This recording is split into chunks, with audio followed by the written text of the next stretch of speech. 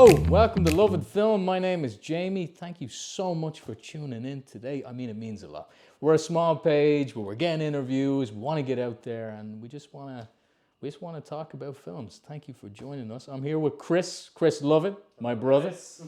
How are you, Chris? All good today? Not too bad. I'm excited. I'm excited for this evening. It's gonna be morning. Yeah, we have a good guest. We have Luca Pizzoleo. We had another guest a couple of weeks back, the great Lucas Pellizzaro, and these names are so similar that I had a hard time wrapping my head around the two names, but Yeah, I was worried I was DMing the wrong guy sometimes. You're looking on your phone, and I was like, is this Lucas or is this? like they're two very different guys, but it's just the name is so similar. I was so afraid in this interview coming up that I'm gonna You'll be fine. Just Luca, not keep Lucas, saying it. Luca, Yeah, Luca. And I mean his film O.C.D. It's very good. It's on YouTube. It's incredible. Like, I seen it. I think it only released on like Tuesday or something. It's only been a week anyway, just about. Yeah. By the time this interview was coming out, it'll be a week.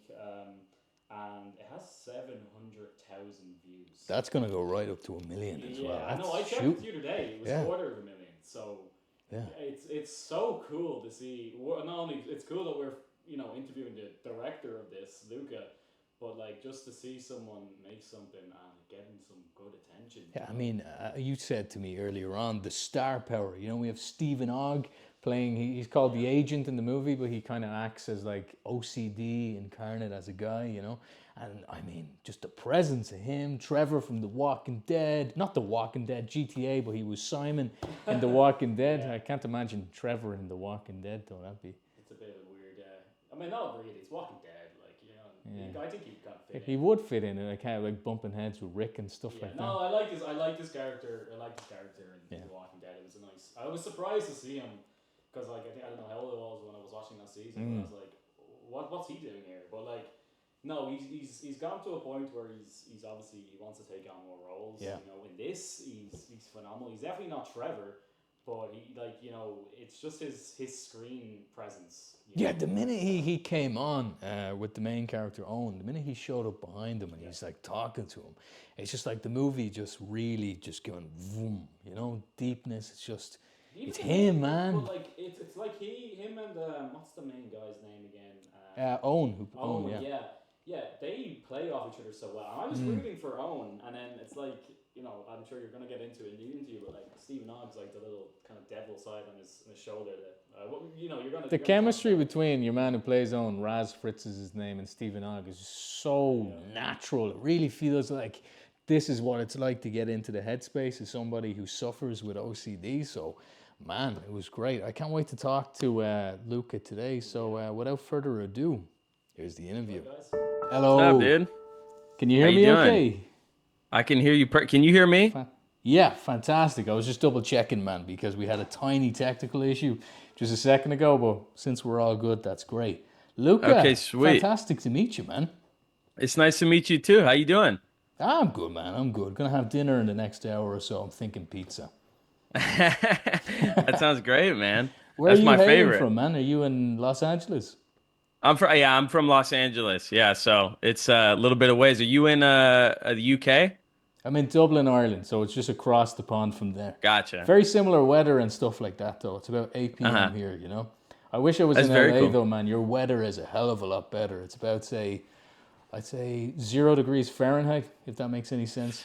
Cold. Oh my Cold. gosh. Oh wow. Yeah, no, it's a nice what is it right now? I think it's a nice 70 degrees Oh, Fahrenheit. nice, I man, don't know. nice. So it's pretty perfect over here, but Yeah, thank you so much for coming on to the Love It Film show. O.C.D., your new short film, is fantastic. I watched it twice now, and it's so fresh, man. Fresh is the word, It's Thank you. 700,000 views now on YouTube, heading straight for the million. Where did the idea come from? Where did this all start? yeah, it started first of all, thank you. I appreciate that. But it initially started with our writer Connor Patrick Walsh. So I met Connor on a Zoom very similar to this, and it's kind of like an LA thing where you meet someone and you're just like I'll probably never talk to him again. But Connor asked me to grab a pint with him the next week, and I was like, let's do it. And when we sat down, I think we just started sharing stories about how we both suffer from OCD. And he initially pitched this concept that he had always wanted to make a movie about what if your intrusive thoughts became a reality. And that kind of immediately stuck with me. And so I went home, kind of built the bones of the story just with like Owen and being in a convenience store and just very minor things, and kind of pitched it back to Connor, and he loved it. And very shortly after, Connor really is like the big brain behind the operation. He really kind of came up with, the agent and Anna and kind of all these crazy little like intricate things. And so that's kind of where the idea initially started from, and then we sort of collaborated on story beats together. But really, it came from Connor, and shout out to Connor, he's amazing. Yeah, of course. And I mean, it just looks fantastic as well because you're using all like anamorphic lenses, as you know all too well, and it makes it Mhm. look like a million bucks. Like, I mean, for starting on a short film, I feel like that's a great way to make it look good, isn't it? Switching for a lens like that, it Yeah. bubbles around, it just looks fantastic. I mean, just in terms of the film as well, you have Raz Fritz, who's playing Owen, who does a Hmm. great job, and of course you have Stephen Ogg, man, and I'm such a Stephen Crazy. Ogg fan. From GTA, of course, The Walking Of Dead, where course. he plays Simon, and he's just the two of those guys together. The chemistry of him being the agent and Raz being Owen is just great. How was the casting process like? How would you get somebody like Stephen, for instance?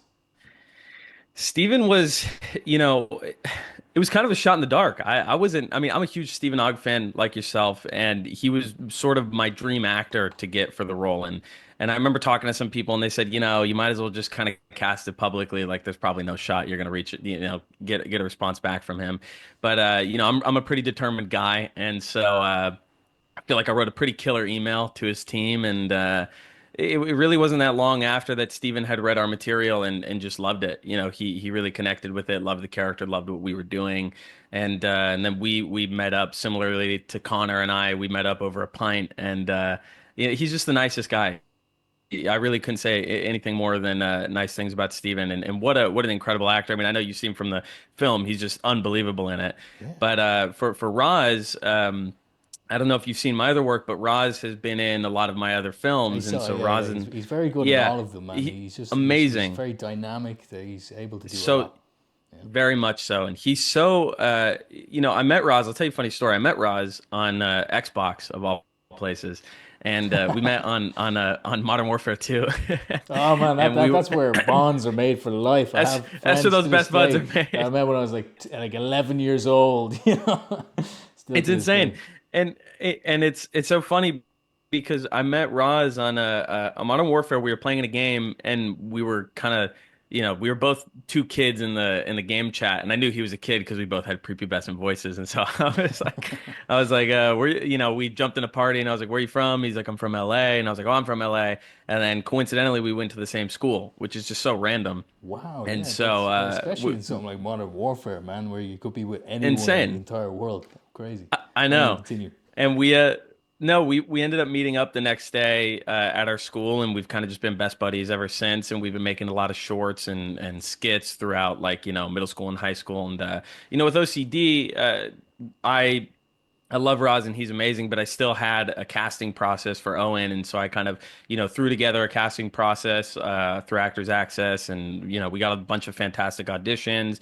I think with Roz, he connected personally to the material, and so I could kind of feel that in his performance because Roz also suffers from OCD, and so when he gave me his tape, even though he's my best friend, I still had him audition, but he did just an unbelievable job, and I'm sure they're going to be happy to hear that their performances and their chemistry is really connecting with a lot of people, and they put in a ton of work to it, so it just shows.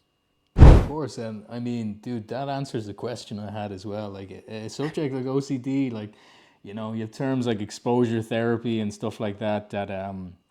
Ariel Martin was mentioning like her character Anna and stuff like that. It's like clearly I was thinking while watching, I was like, okay, I don't know who has it, but one of these dudes has to have All OCD, three. All three. I mean, come on. I mean, Stephen will come out in a week's time and be like, me too. Yeah, yeah, yeah, yeah, But yeah. I mean, you could tell it was just done so like it's also not just delicately, but it's a way to make something not scary as well. Which is, I have a lot of family members that have OCD and stuff like that, and like hearing, seeing something like this where it's made not so scary. It's more in, a positive light was great. So I'm glad you guys did that. So it was written by Connor Patrick Walsh, who you Mhm. mentioned earlier on.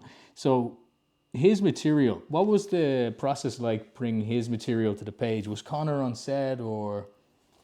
Yeah, it's a great question. So Connor is the first writer that I had worked with outside of people that I know. So previous to Connor, I worked with Ryan Emilio Molina, who's also one of my best friends, and we did The Tragic Death of a Frenchman together. But Connor was kind of the first writer that I had met outside, and so it was a new process for me to be with someone who I just don't know. And the process was honestly incredible. I think Connor, like me, there's really no ego attached to the way him and I both work, and so it's very much just like whatever's best for the story. So even if I were to have an idea or Connor were to have an idea, and we kind of come together and chat about that, it's really what benefits the story more. Not that it's like, oh, it's my idea, so it should be in the movie. And so I think that I've really grown to really adore our relationship and how we work together and with the set, he came on set a few times, but I think something that also I very much appreciate about Connor is even though he had written the script on set, he wasn't he kind of gave me, free reign as the director and not really to impede on that sort of creative process. And sometimes I would ask for his input, but generally, he kind of just let me run free, which I thought was great. And even in O.C.D, there's quite a few improv scenes, and one of them in particular is where Steven is yelling at Roz to get up. And in the script, it was written just as Roz is crawling through the aisles and the TV is going crazy and there's a meteor incoming and whatnot. But the way that I direct typically is I direct with the edit in mind. And so I knew that, on set, I was like, well, I kind of need something here because it's not going to feel as intense. And so, I had Steven improv the yelling at Roz crawling, which, he's telling him to stop crawling like a fucking baby and all that. And he kills that. But so that's what but kind of back to my point, Connor kind of gave me that room if I ever felt the need, I'm like, I'm going to improv this. He didn't go, hey man, like let's stick to how I wrote it. So I think our process is really just it's really something special. Like I said, it's no ego. It's whatever's best for the story. So he's really a wonderful writer. Yeah, and I mean the inclusion of putting Stephen there shouting at him as he's going to move the rocky road. That's my favorite scene from the short film as well. And Uh-huh. it really adds to it. It reminded me of, say, being in school or something where you're in gym Mhm. class and they're shouting at you. I was fat as a kid. So like you're doing Me something too. really difficult like that, and Stephen shouting it brought me back to that, man. So that was cool. It was great that you put Stephen in there. I think it really brought it up a notch. Thank In you, man. terms of just getting into making a film like this, in the Love of Film show, we're always sort of looking for insights for new filmmakers coming up. Like, say, here in Ireland, for instance, we have Mhm. so many people who are getting into the film industry, and there's not really a way in which to understand how to do that. I mean, how did you get started out in terms of just making films in general? Yeah, I've always wanted to be a filmmaker. I've from the very beginning, it was just something I was drawn to. I've kind of mentioned this before on like other interviews. Like my dad is from Italy, and so he's like from the country Italy, and my mom is Italian American, and so my mom being kind of an American is a little bit more like, oh, you can't watch this when you're a kid, you can't watch that, and my dad just like, I don't care, and so like he'll let me watch whatever, and so South when I was a Park, kid, whatever, man, you can just watch it. yeah, so I would watch a bunch of old stuff when I was a kid, like 310 to Yuma and like a bunch of Hitchcock stuff, Birds and Kubrick and so like as a kid and even like The Matrix, which I loved as a kid. Yes. But when I was a kid, I was sort of exposed to really like high level film at like an early age. And it's not to say that I didn't enjoy like Ice Age and stuff. I loved that stuff too. But it was sort of this thing where watching something like The Matrix as like a young kid, I was like, how did they make this? It sort of like blew my mind. And I became obsessed with how they created the movie. And there was this magazine back in the early 2000s called I think Movie Magic, and they would have all the BTS photos from like the latest blockbusters and all the gear and everything just kind of I just became became like super, super obsessed and enamored with it. And so it was really not long after that I started making like Lego stop motion movies, and those are fun.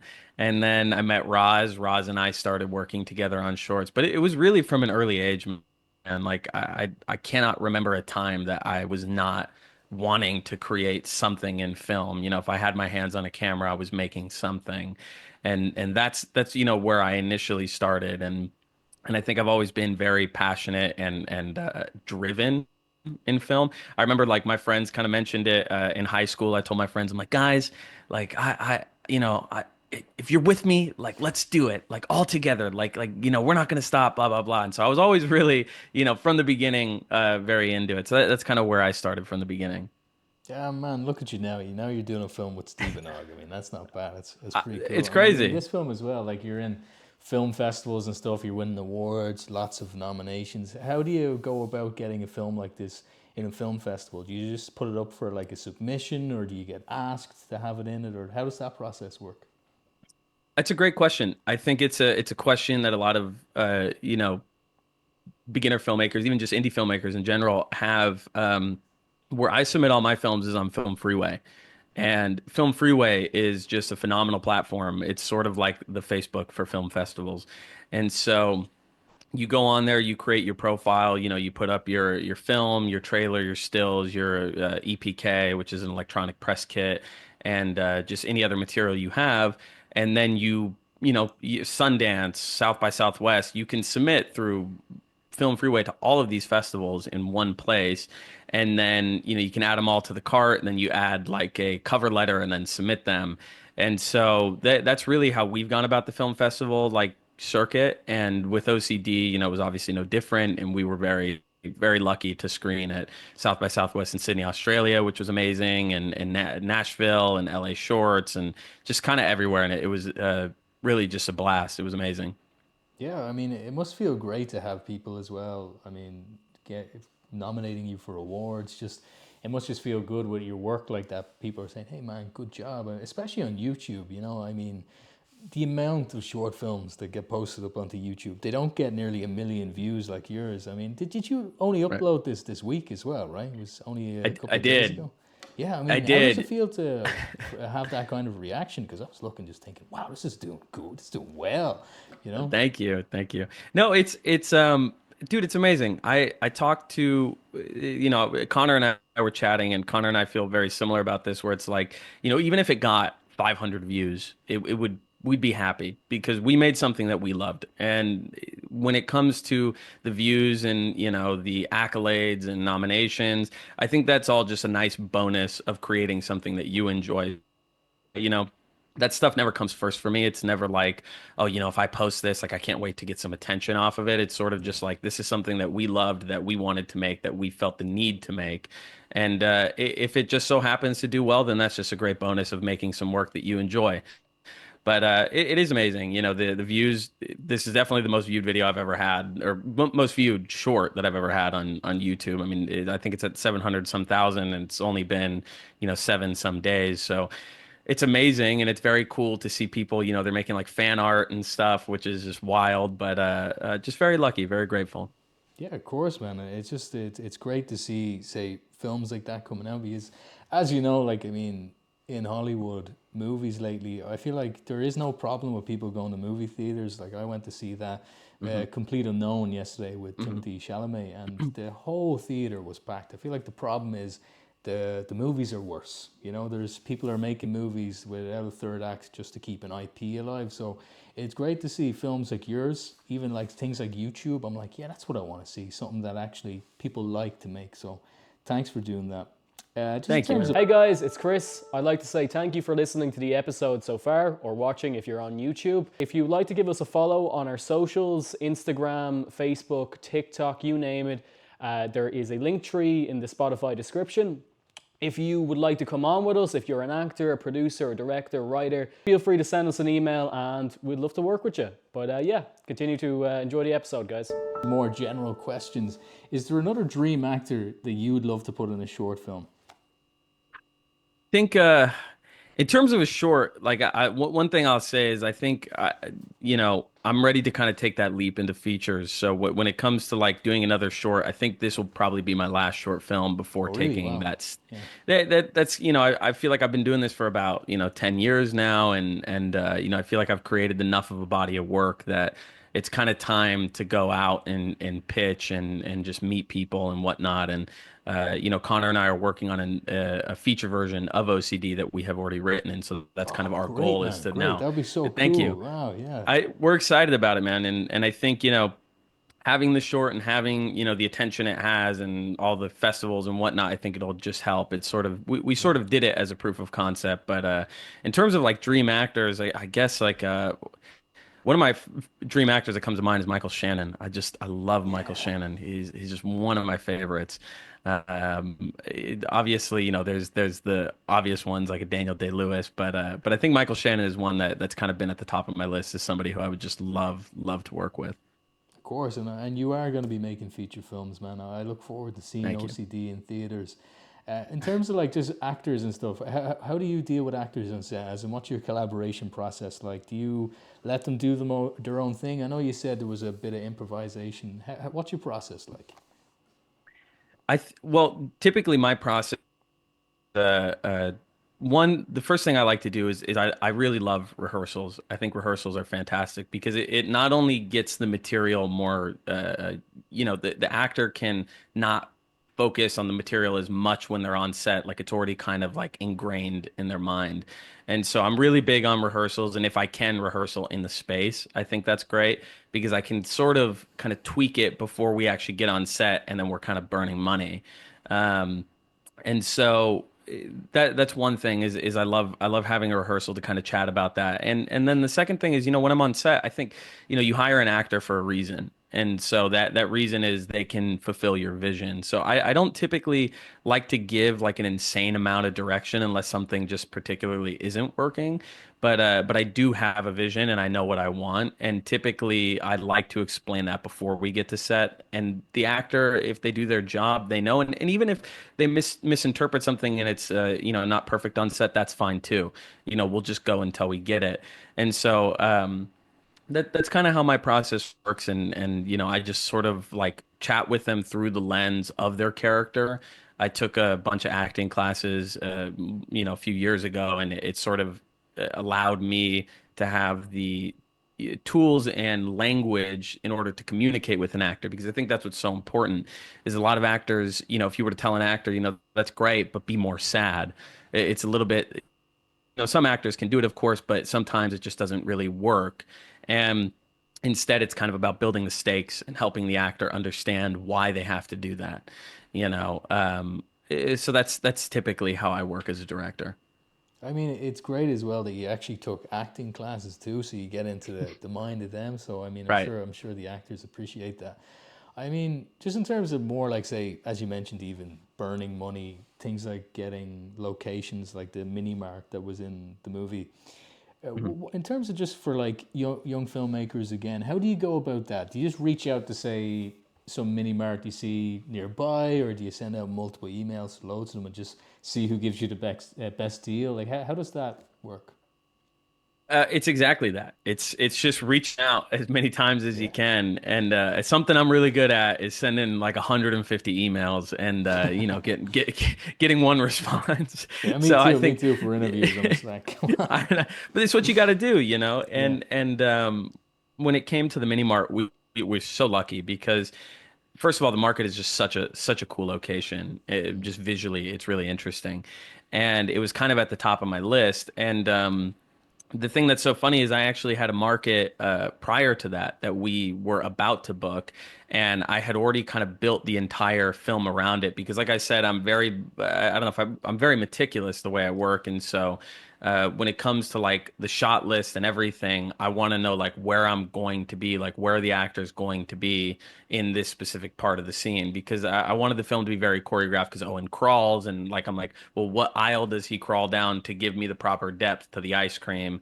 And so I sort of built it around this other market that was close to my house, and it sort of fell through.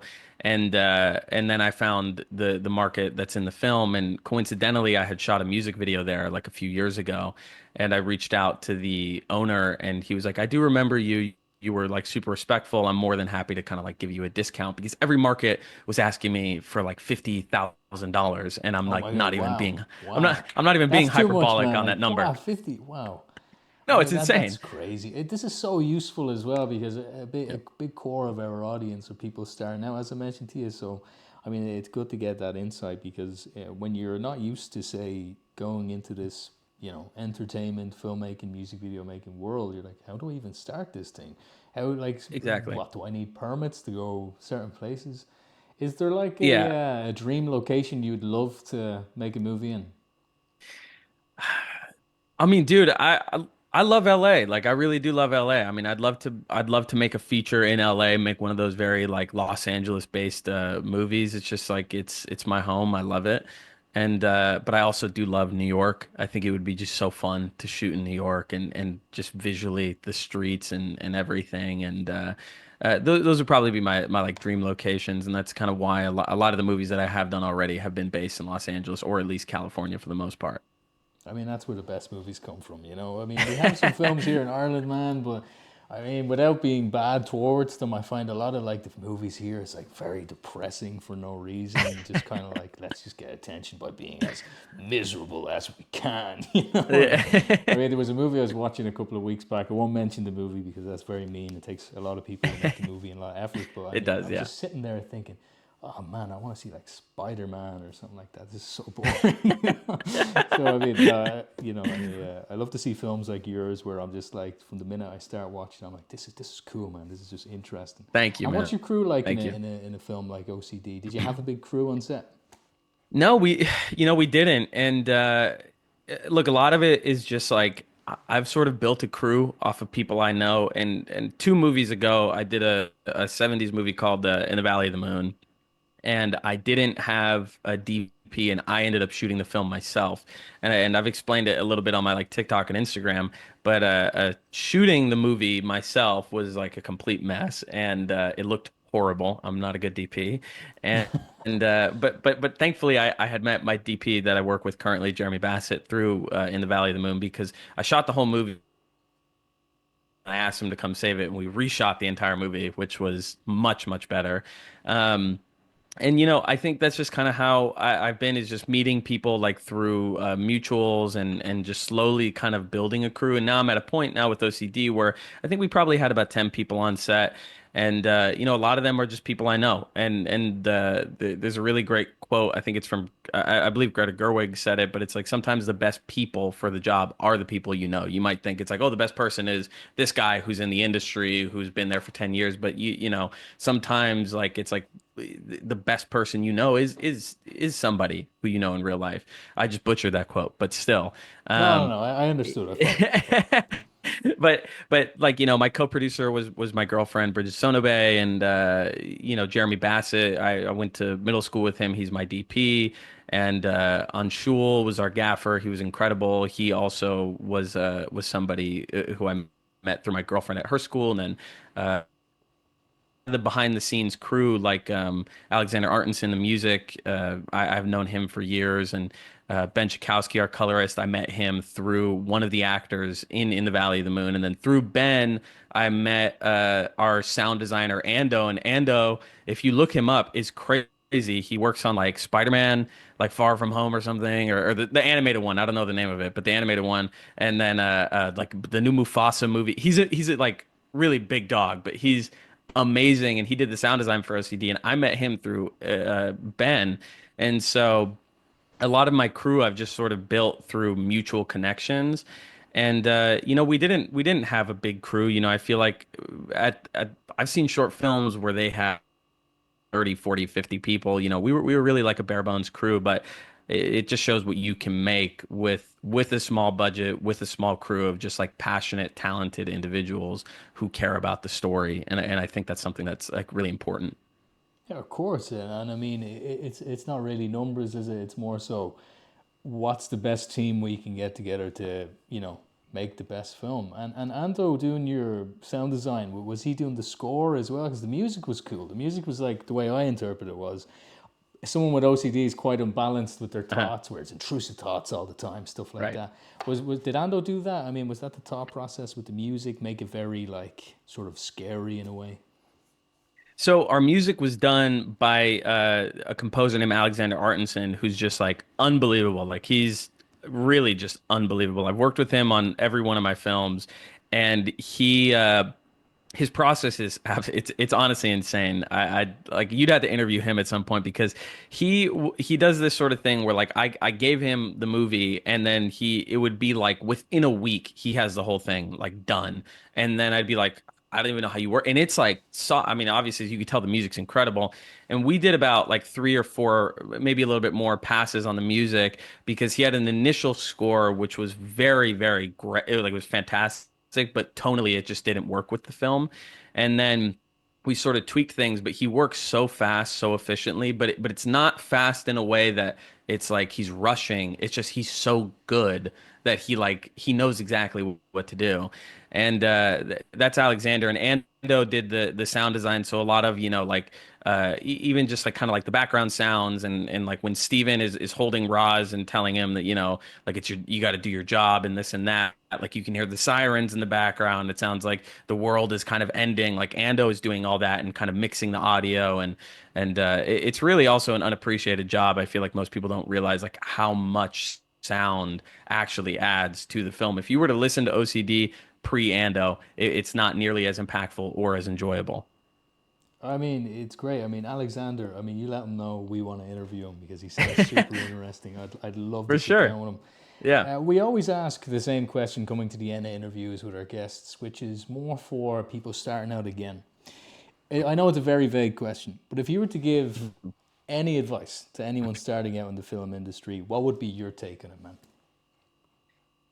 I think I've said this before. I don't consider myself the Baron for giving advice on filmmaking because I'm still sort of figuring it out and working my way up in the industry. But um, from my position and where I'm at to get to a certain position that I've gotten to, really a lot of it has just been to not be afraid to take risks. And a piece of advice that I had received when I was a young filmmaker was from a friend of mine, and he said, "Look, you don't have a boss, so why are you trying to please somebody? It just make the thing. If it sucks, it sucks." And I think that was something that I needed to hear at that when I was like a young filmmaker because a lot of the times I was like, oh, I don't know if I want to make this because I don't know if people are going to like it, or I don't know if I should do this because maybe someone's not going to, connect with it and whatnot. But really, it's not about that. It's about you and how you see the world, how you as a filmmaker views something, and if you put a piece of art out into the world and someone connects with it and resonates with it, that's amazing. But at the end of the day, it's like you should be the audience member that you're making the movie for. And I think that's something that has always been really important for me. Of course, man, and very well put. Now, the final part of these interviews, we ask some nonsense questions, okay? Let's So do if it. you'll humor me for a second. So, Luca, are you ready? I'm ready. Do you have your own Netflix account, or are you using someone else's? No, I got my own, dude. I got my own. I mean, That's good. That's good. The last two guests nothing people against didn't it. have it. No, dude, nothing against it. I'll be honest. I probably don't use it as much as I should. I feel like I'm just paying for it at this point. But I do have my own. All right, gotcha. What's your favorite sandwich? I like a good prosciutto sandwich with fig and arugula, and burrata. Oh, unbelievable! Burrata, olive oil, arugula, prosciutto, and focaccia, amazing. Amazing. And what is your go-to karaoke song? Uh, Rocket Man. Rocket Man, that's a good choice. I do your song. We're kind of similar. We're kind of similar. Yeah, yeah. That's great, Well, man. Luca, I mean, it's been an absolute pleasure to sit down with you today, man. I mean, the movies you're making are the movies I want to see. I mean, they're different, they're fresh, they're entertaining. And you can tell someone like yourself, you put a lot of your heart into it. So thank you for the movie, man. I look forward to seeing the feature version of it in years to come. I feel like that's going to happen. So thanks again for sitting down. Thank you, man. I really Thank you very much. I appreciate it. Thank you, man. No worries. And